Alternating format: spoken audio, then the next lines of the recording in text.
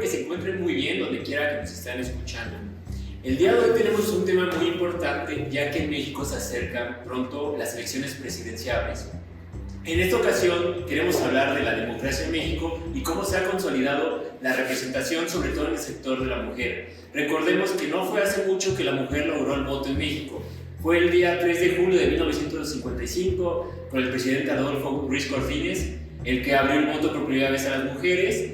Y hoy queremos hablar un poco como cómo ha sido el avance de la democracia no solo en México, sino estos rescates que han permitido que de verdad la población esté representada. Y el día de hoy se nos hacía bastante importante invitar a Liz, que ella además se encarga pues de, bueno, aquí sí discúlpeme, Yacine es quien la conoce, ustedes saben como siempre que Yacine lamentablemente es el de medios y que siempre conoce a todo el mundo. Entonces, Yacine, si pudieras por favor mejor presentar a Liz. Muchas gracias Felipe por introducirnos.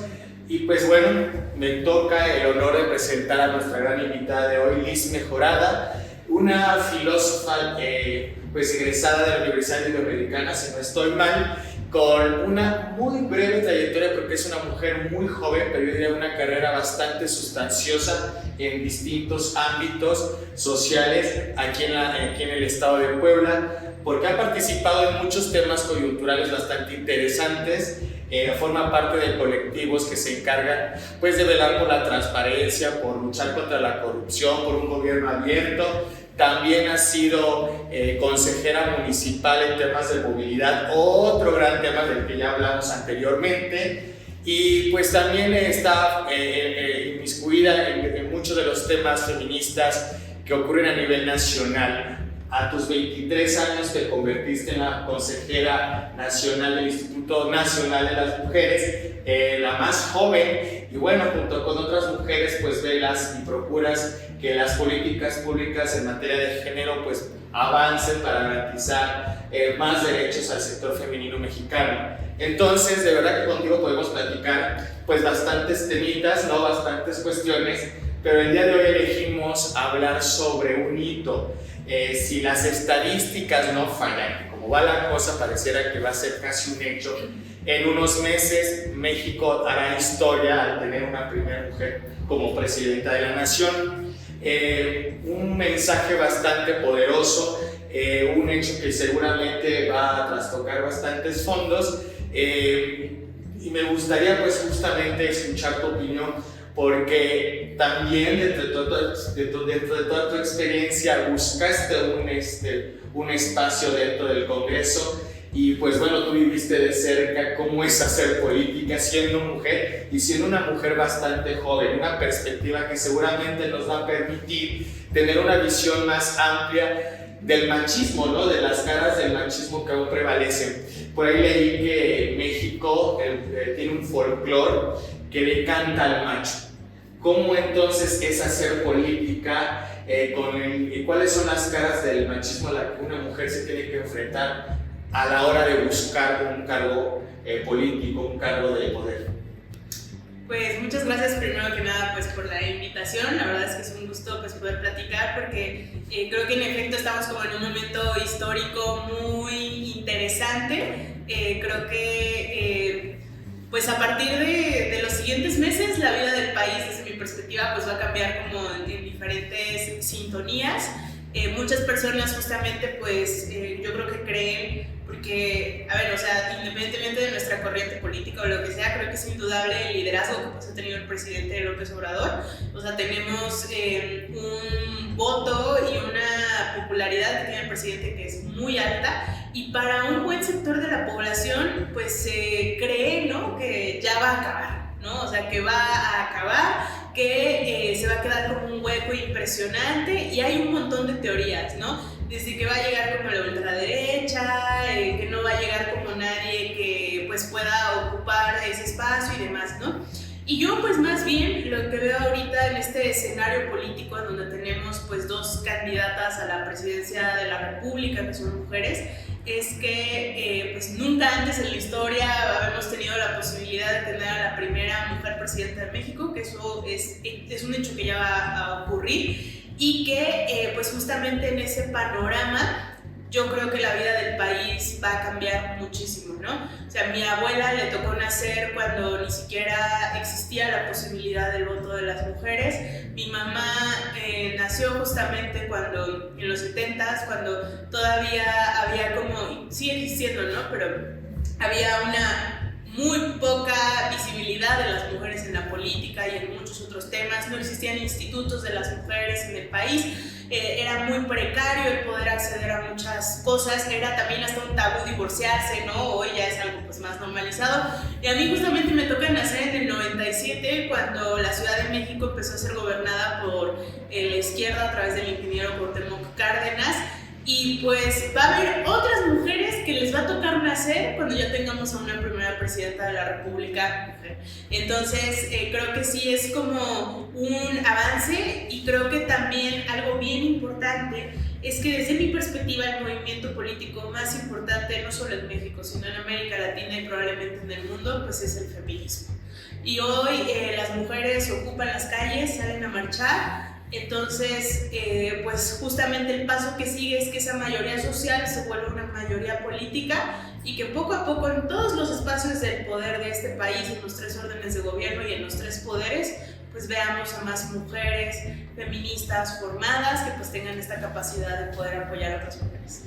Bien lo comentas, pareciera que el voto femenino ha acompañado a México en toda su historia democrática, pero bien apuntas, no es tan nuevo, apenas hace una década, 70 años aproximadamente estamos hablando, y pues bien lo dices, ¿no? A tu familia, a las mujeres de tu familia les ha tocado ir viendo la transformación y los avances que el movimiento feminista ha ido alcanzando, al menos aquí en el país. Ya mencionas, son 2 mujeres con amplias posibilidades, independientemente de cuál sea la propuesta o la preferencia política de cada quien. Creo que ya con eso ya podemos ir celebrando un paso pues para todas las mujeres aquí en nuestro país. Sin embargo, siempre nos interesa conocer las áreas de oportunidad. Nuestra democracia, pues creo que la mayoría de las personas compartimos que pues tiene muchas áreas de oportunidad, ¿no? En estos momentos, ¿tú consideras que hay áreas de oportunidad o algunos aspectos que ambas candidatas están desaprovechando en este momento? Pues creo que sí estamos viendo como 2 candidaturas pues muy diversas, ¿no? En diferentes contextos políticos que cada una pues requeriría un análisis súper vasto. Por un lado pues tenemos a la candidata de la Alianza, ¿no? Una candidata que pues es de un origen social pues bastante humilde, por así decirlo, pero que sí trae como un discurso muy pues aspiracional y muy como de pues no sé, el merecimiento y otras cosas como extrañas, pero al mismo tiempo con muchas contradicciones, ¿no? Vemos pues no solamente cómo se equivoca, sino cómo tiene resbalones, sino también cómo, por ejemplo, tal vez se vende con un discurso tal vez muy ciudadano y pues no se pone el chaleco de ningún partido, de los que la están representando, ¿no? Entonces creo que eso pues genera como... es bastante interesante, es bastante raro. Creo que también, pues, por ejemplo, o sea, sí vemos que ninguna de las dos pues es tan conservadora. Claudia Sheinbaum pues se ha posicionado justamente en muchos momentos, incluso en su propia vida, pues en una agenda obviamente de izquierda. Xochitl Gálvez inclusive ha sido como muy afín a diferentes temas como el de movilidad urbana sustentable. Se retracta, el problema es a lo mejor que se retracta, vino a Puebla y dijo que ella estaba a favor del aborto, ¿no? Y 3 doritos después pues se retractó. Entonces sí, tenemos justamente a 2 candidatas bastante diversas que tienen 2 proyectos pues yo creo que muy diferentes y también rodeadas de personas totalmente diferentes, pero con las estadísticas es pues totalmente seguro y es hoy un hecho, y eso creo que también las feministas lo tenemos que entender, que la próxima presidenta de este país va a ser una mujer. Yo quisiera sobre todo, ya que están hablando de esto, nuevo fenómeno que el hecho de que las mujeres ya tengan una posibilidad representativa real, a mí me gustaría hablar más de la democracia en términos generales, sobre todo para las personas que a veces no entendemos mucho el concepto del poder y la división de poderes, ¿no? De repente yo quisiera traer la imagen común que tenemos de qué tan útil es votar cuando, por ejemplo, hay la mitad de la población que no vota, ¿no?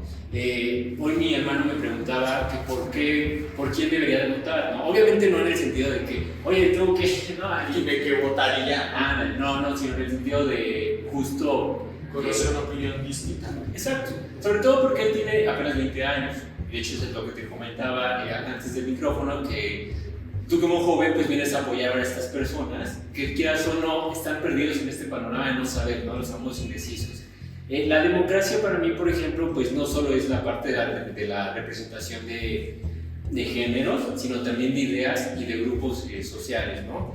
Yo quisiera sobre todo recordar cómo comienza la democracia aquí en México. En México la democracia no fue gratis, costó mucho dinero, mucha sangre y comenzó, si recuerdan, pues con tirar el gobierno de la dictadura de Porfirio Díaz, que después se volvió de Victoriano Huerta, que se consolidó hasta después de que todos los presidentes que tenían estos cacicazgos terminaron y empezaron las repúblicas más de licenciados, ¿no? Más sociables. De hecho, es con Adolfo Ruiz Cortines que en el 55, como había comentado anteriormente, los votos a la mujer.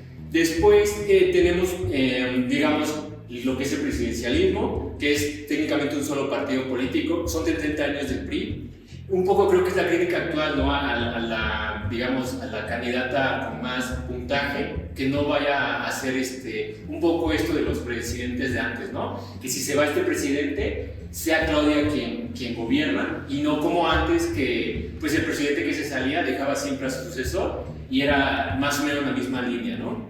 Esto lo rescato porque hay que recordar que la democracia de repente cuando nosotros la tenemos de regreso es hasta para mí el 2000. Cuando Vicente Fox le gana, hay un primer cambio de mandato, digamos, pasamos de los 70 años del PRI y llega la democracia la alternancia en la democracia con Fox. ¿Por qué digo que llega la democracia? Porque anteriormente, tanto el Senado como el Congreso, pues eran, digamos, éramos una república, pero estábamos un poco como en una especie de dictadura, o lo que se le conoce como oligarquía. ¿Qué quiere decir esto? Que los senadores y los diputados son elegidos por sus representantes, o sea, por personas civiles. Al final, quienes eligen quiénes van a estar ahí, pues no son personas que realmente estén a favor de los intereses del pueblo. Entonces, ¿qué pasa cuando llega cuando llega Fox, solo gana presidente? Pero cuando llega Calderón ya tiene mayoría en el Senado y empiezan a ver estas reformas que son, por ejemplo, ahorita las reformas que está haciendo AMLO, que son hacia las instituciones. ¿Qué pasa? Cuando el PRI cambia, digamos, cuando hay el cambio del PRI a PAN, el PAN se da cuenta que tiene muy débil el Estado, que no tiene ninguna, digamos, autonomía, ninguna institución, y comienzan a aparecer instituciones como el INFAI, y empieza a ver, el propio INE es una respuesta a todo este tipo de abusos de parte del partido digamos, oficial en ese momento, y es cuando se empiezan a rescatar todas las instituciones, se les da autonomía, y el ciudadano vuelve a recuperar el poder, digamos, ¿no? Yo no, perdón por mencionar nombres, pero quisiera decir que se casaran más con los periodos, porque realmente las personas que están atrás muchas veces no se les ve el esfuerzo. Es decir, yo quisiera, reconocer un poco también el trabajo de los burócratas que también tienen que estar organizando al país, porque sí es una chamba. O sea, yo no quisiera atacar a buenos o malos, ¿no? Yo solo estoy diciendo cómo ha sido que las instituciones poco a poco se han ido fortaleciendo, cómo poco a poco pasamos de nada, ¿no? De una guerra, de que pocos controlaran, a ir recuperando estos espacios. Se da una alternancia, el Congreso y el Senado se logran separar del presidente, y ahorita sí tenemos lo que para mí es, al menos en México, una democracia ya más consolidada en el aspecto de que tienes además vigilantes internacionales y otro tipo de cosas que van llegando ya a la región. Ahora, Brodis, igual quisiera, por ejemplo, y esto ya es más personal, yo reconocer a dos personas que para mí son mujeres políticas que han sido, ¿cómo decirlo? No voy a decir que son mis mentoras porque yo no soy político, pero son dos, digamos, representantes de lo que podría pasar aquí en el país. Una de ellas es Margaret Thatcher y la otra es Angela Merkel. Una fue primer ministra de Inglaterra, y con ella se da la privatización mayor de lo que es el Estado inglés. Se abre la economía inglesa y se tienen muchos problemas, porque definitivamente ella, además de ser la primera ministra mujer, pues se enfrenta, por ejemplo, con la separación de las Islas Maldivas en Argentina, con Reagan y la Guerra Fría. Entonces vemos cómo es que un gobierno dirigido por una mujer no es débil, todo lo contrario. Yo les puedo decir que ella fue una mujer que tuvo mucha presión y con esa presión demostró que puede hacer el triple. Por el contrario, jefes de Estado que han sido hombres o varones se han doblegado ante el Senado, ante sus congresos, y han doblado las manos diciendo no me dejan hacer nada, ¿no? Yo creo que eso sí es lo que se tiene que rescatar, como el caso de Angela Merkel, que igual ella estuvo consolidando mucho la economía europea, fue la encargada sobre todo en la parte de la Unión Europea de que no, digamos, de que Alemania creciera como eje político y como eje económico, pero que también no hubiera tantas crisis en los periodos que hubo, por ejemplo, pues toda la parte de los refugiados de Siria, etcétera, ¿no? Hay muchas críticas con Angela Merkel, ¿no? Porque obviamente Alemania pues es una nación como la mayoría de Europa que está llena de no solo de una nacionalidad, sino de muchos migrantes, pero yo considero que para ser una mujer que además es científica, que es física, que no fue política, desarrolló bien pues un mandato. Sobre esto, y ya ahora sí es personal, pero no sé, yo quisiera preguntarte, ¿tú qué opinas, por ejemplo, este avance de la democracia, pero quizás ya en este aspecto, no de hombres y de mujeres, sino de cómo poco a poco toda la ciudadanía lo ha ido construyendo, cómo es que estos fenómenos ocurren, ¿no? O sea, no es solo de que un grupo entre, por si un grupo entra y los demás no lo permiten hacer crecer, no va a haber esta representación. Y por otra parte, ¿cómo es posible que también cuando las personas ya están en el poder, pues sí tienen que mandar, pero que también tienen que, o sea, al final de cuentas, digamos que la responsabilidad del mando no solo van a ser de ellos, ¿no? O sea, siempre va a ser la responsabilidad de nosotros también acatar ese mando, acatar esa imagen del presidente, porque creo que ese es el otro tema que espero salga en la otra mitad, que es lo que comentábamos de que también el machismo en México, pues va a ser, yo creo que el contrapeso en los próximos 6 años, ¿no? Sí, pues yo creo que justamente es bien importante tener como muy entendido el contexto político, y creo que es algo que la gente joven pues, no lo tiene claro, ¿no? O sea, la gente joven no sabe qué es el PRI, no saben justamente qué es una oligarquía, pues a lo mejor, es que es luego una cosa complicada, ¿no? Cuando no tenemos esa conciencia histórica, pues no valoramos todos los derechos que tuvimos, ¿no? Luego de momento hay mujeres que preguntan si hubieras decidido nacer en 1950 o en el 2024 o en 1800 no sé qué, ¿en qué época te hubiera gustado nacer? Pues claro que no, a todos nos debería haber gustado nacer en el siglo XXI, ¿no? Finales del siglo XX, porque los derechos que justamente tenemos como mujeres son completamente diferentes, ¿no? Y de entrada yo creo que nuestro reconocimiento como ciudadanas y como personas, y todavía lo más cañón, nuestro reconocimiento como seres humanos. Entonces, pues yo la verdad es que creo que estamos como en un proceso todavía de transición democrática.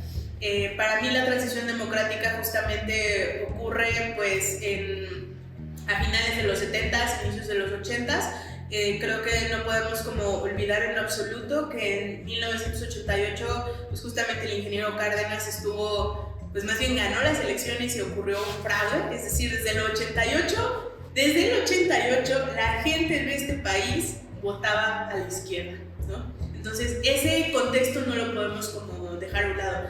Ahora creo que justamente la derecha que tenemos en México no es la derecha que tenemos en Colombia, no es la derecha que tenemos en Argentina, no hay una derecha de base, no hay una derecha, o sea, sí, a la derecha de nuestro país le gusta pues justamente a lo mejor hablar y pues sí son dueños de medios de comunicación, pero pues no es una derecha que le guste salir a las calles, tocar casa por casa, hacer sus comités vecinales, ¿no? O sea, no le gusta eso.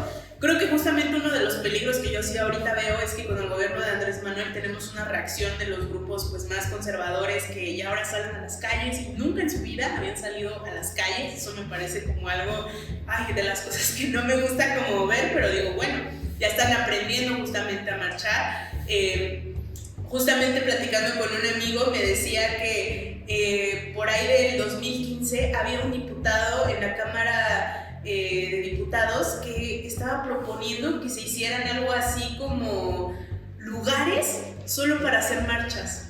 Así como tenemos justamente, pues no sé, nuestros estadios para jugar fútbol, que los conservadores decían, deberíamos de hacer justamente unos lugares, un marchómetro, ¿no? O sea, lugares donde fueran recintos para que la gente se fuera a manifestar, ¿no? La cosa que me da mucha risa y creo que es justamente uno de los avances que pues en este momento ya ya son discusiones que se tuvieron y que ya han ido avanzando. Y en ese sentido creo que justamente pues estamos en un momento de transformación para la vida pública de las mujeres. Creo que justamente no solamente estamos teniendo a la primer presidenta de México en los siguientes 3 meses, sino que hemos visto cómo ha evolucionado esa agenda. El año pasado celebramos en el Mujeres el aniversario de los 70 años del voto, justamente en el 53, y también celebramos justamente en el 2021 pues el aniversario de las mujeres, ¿no? Entonces, aunque pareciera que llevamos mucho tiempo, en realidad solamente llevamos 20 años institucionalizando la perspectiva de género en este país. Y vale la pena recordar ambos asuntos que ustedes mencionan. Por un lado, es importante poner en contexto los avances que se han dado aquí en el país a nivel institucional, a nivel legislativo. O sea, estos pasos que parecen ser más discretos, bueno, que más bien sí son discretos, pero que han dado los cimientos para que hoy en día podamos hablar de la posibilidad de tener a una mujer presidente. Es decir, que ha habido un buen de esfuerzos a nivel de este movimiento, a nivel activista de las mujeres feministas, pero también debemos de decir pues que las instituciones, con todos y los defectos que podamos señalarles y apuntarles, pues a marchas forzadas han tenido que dar estos pasos para poder, y como dices, institucionalizar, hacer legal, por ejemplo, todas estas medidas para que más mujeres ocupen cargos en el poder legislativo. Esto ha sido fundamental para que hoy en día podamos hablar de una paridad y que pueda haber políticas públicas que atiendan al sector femenino. Es decir, son todos estos pasos que algunas personas se atreven a criticar, pero que han permitido hoy por hoy a que tengamos esta posibilidad. Insisto, pueden parecer cuestionables muchas de las decisiones que se han tomado porque pues, los partidos políticos, el propio gobierno, los propios congresos, pues han dado de qué hablar y hay motivos y razones para criticarlo. Sin embargo, pues pareciera que el caldo de cultivo ha sido el adecuado para que las cosas se posibiliten. Muchos cuando hablaban de que cuando sacaron ya de manera oficial las candidaturas de ambas mujeres, decían la clásica pregunta cliché que todos los medios de comunicación escuché: ¿México está preparado para tener una mujer presidenta? Hasta el cansancio se repitió esa pregunta en varios medios de comunicación. Pues evidentemente sí, porque existen las condiciones legales y otras condiciones para que hoy por hoy tengamos estas dos candidaturas. Obviamente también ha habido mensajes poderosos que nos envían de otras naciones, mujeres gobernantes, como ya los comentabas, ¿no?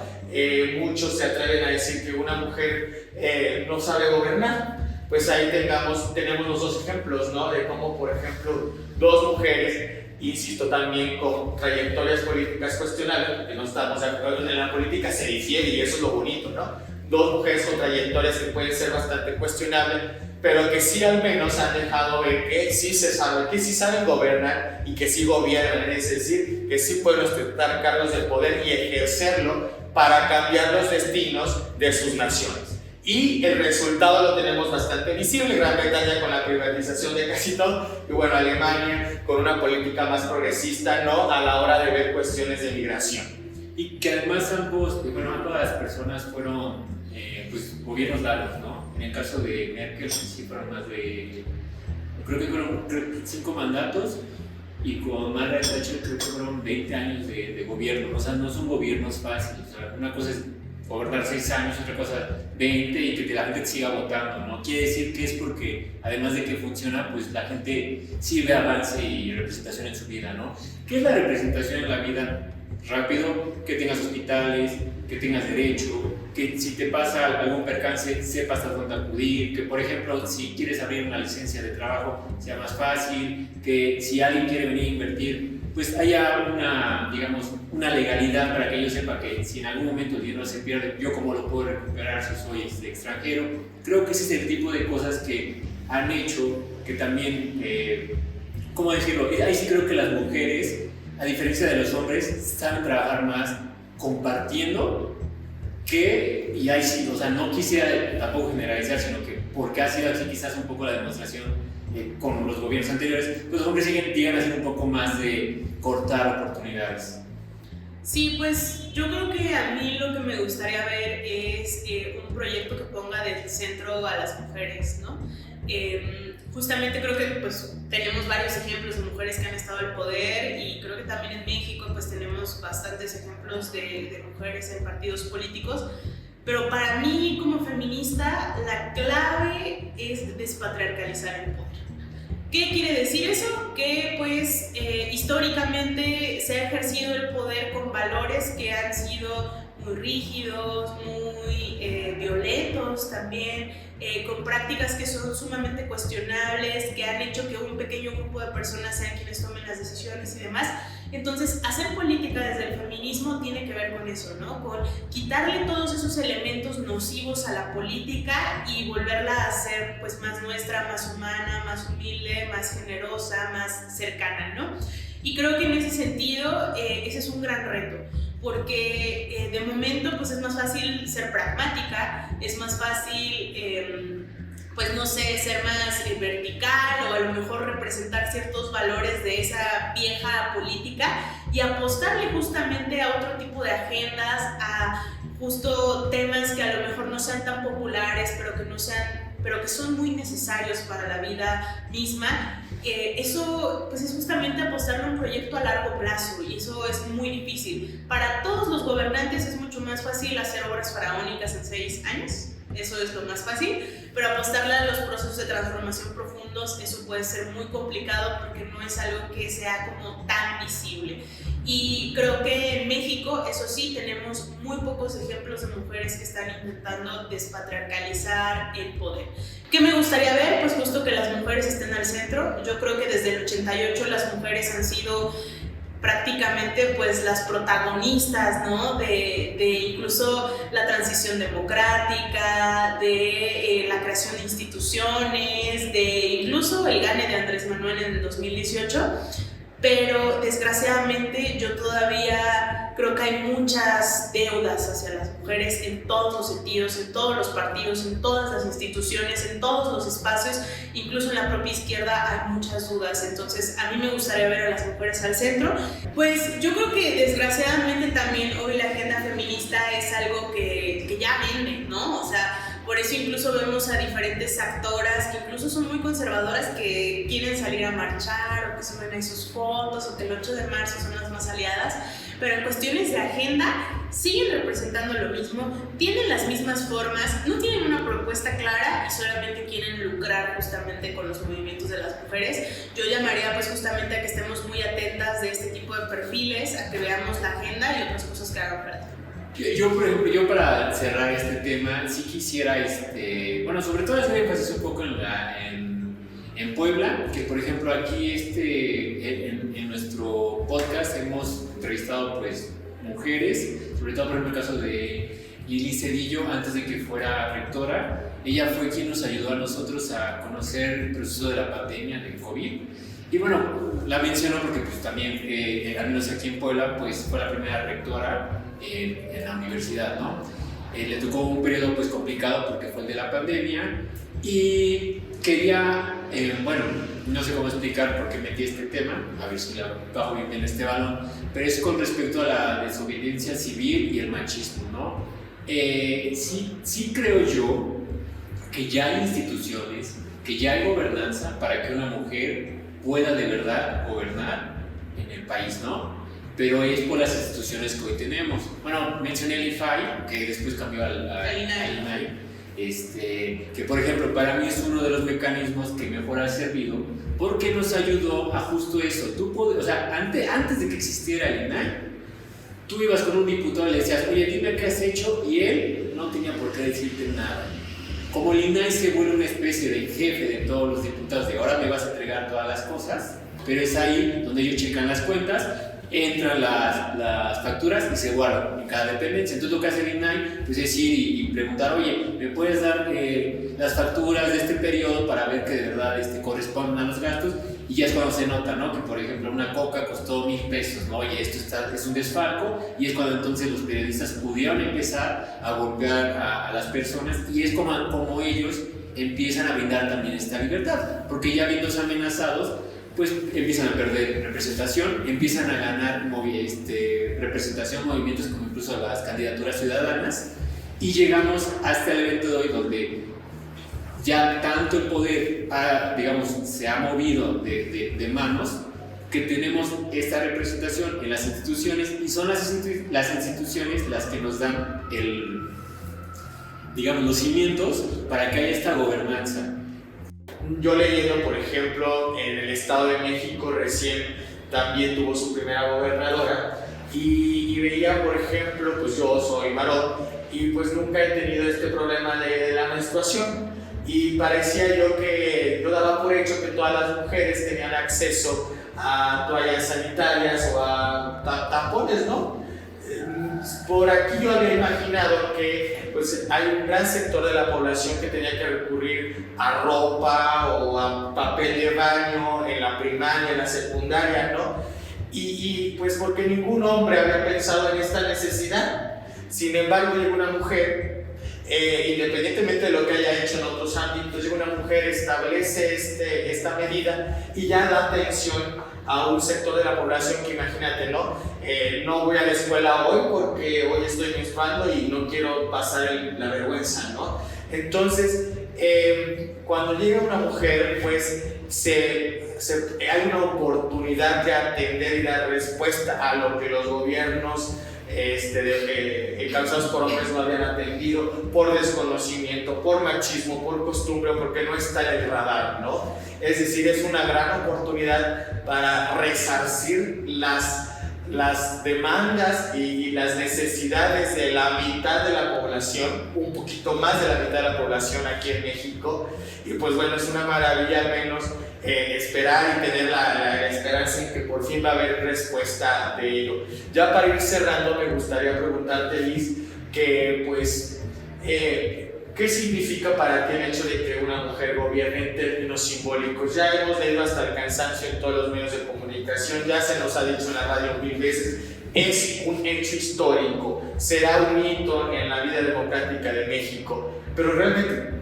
¿por qué se está diciendo esto en términos simbólicos? ¿Qué mensaje está enviando esto a las mujeres y a los hombres, sobre todo de las nuevas generaciones? Sí, pues yo creo que en términos simbólicos, para mí, en lo personal, lo que significa es pues tener la posibilidad de tener un país que le apueste más a las mujeres y también un país que sea menos violento con las mujeres, ¿no? Creo que simbólicamente pues es muy poderoso ver como estas imágenes, ¿no? de más mujeres al poder. Creo que hemos avanzado en instituciones muchísimo y podremos pues ver los aciertos, los errores. Hay compañeras feministas, amigas mías, que defendieron a morir las cuotas de género y que hoy dicen, ay no, me arrepiento porque no llegaron las mujeres que esperábamos o que soñábamos que llegaran, ¿no? Y la realidad es que yo lo veo todo como un proceso. O sea, si queremos que exista el cambio en el país, o sea, de un día para otro, eso no va a pasar. Y yo dije, bueno, o sea, está bien que ahorita se abran las cuotas para las mujeres, porque en todos los partidos de derecha y de izquierda era complicadísimo que las mujeres estuvieran en los puestos de elección popular. Y claro, ahorita los perfiles que están llegando no nos convencen, no nos gustan, pero también creo que por ejemplo, yo sí veo como un cambio, por así decirlo, en que cada vez veo a más mujeres que me agradan más en los espacios de elección popular, en las regidurías, etc. No me gusta que se les juzgue muy rápido, no me gusta que se les juzgue más que a los hombres. Yo la neta sí les daría chance como de equivocarse, ¿no? Porque apenas estamos como comenzando a hacer política las mujeres, política desde la función pública, en los cargos de elección popular. Las mujeres siempre hemos hecho política, hemos estado, pues claro, justamente en la calle, haciendo los comités, viendo la logística, viendo los cuidados. O sea, las mujeres han articulado toda la vida en el país, pero nunca han estado al frente de esas decisiones. Entonces, para mí simbólicamente creo que significa el inicio de muchísimo, de ver a cada vez más mujeres en los puestos de elección popular, de ver a más mujeres en todas las instituciones, porque lo que comentabas es bien real. Está ahorita nuestro presidente Andrés Manuel, y podría estar Cuauhtémoc Cárdenas, y lo digo con mucho respeto, y podría estar otros compañeros, y aún así la agenda de las mujeres no sería su prioridad. Lo siento, pero estoy como muy convencida como de esas cosas, porque no les hacen sentido, porque son de otra generación, porque no las ven, porque no las entienden.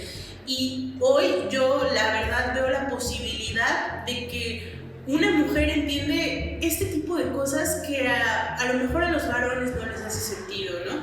Pero también el que nuestras hijas, nuestras hermanas, nuestras primas crezcan ahora viendo más figuras de mujeres, viendo esta libertad, viendo que se puede hacer otro tipo de país, a mí eso me emociona mucho en lo personal. Yo estoy convencida de que las mujeres tenemos que llegar justamente a estos espacios.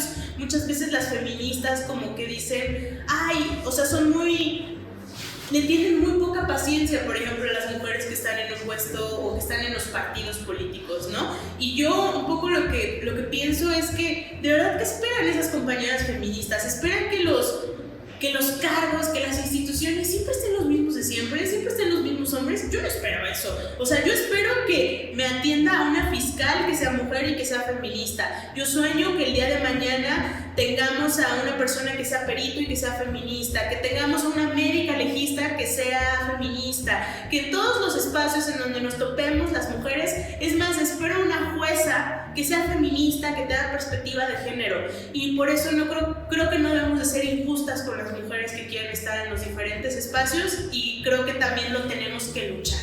O sea, está bien como estar en el espacio geográfico que queramos, eso se vale, pero necesitamos lucharlo, porque también es muy injusto desde afuera decir, ustedes debieron de hacer tal cosa y no involucrarnos. Hoy las mujeres, yo diría que tenemos una responsabilidad histórica de involucrarnos, ¿no? Mejor los compañeros pueden decir, ay, la mujer, ¿no? Pero nosotras no, porque 7 mujeres mueren al día y no podemos seguir permitiendo eso.